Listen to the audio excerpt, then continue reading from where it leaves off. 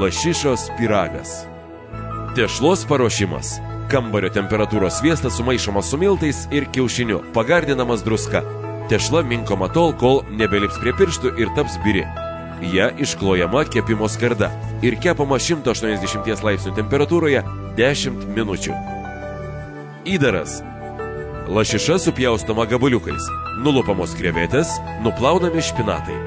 Česnakas, čili pipiras bei imbieras susmulkinami ir dedami į keptuvę kartu su lašiša ir krevetėmis. Viskas apkepama. Špinatai pakepinami, pagardinami muskato riešutu. Ant keptos tešlos dedama lašiša, špinatai ir krevetės. Ant viršaus pilamas kiaušinis su druska ir pipirais, bei suplakta grietinė. Kepama 180 laipsnių temperatūroje 20 minučių. Salotos.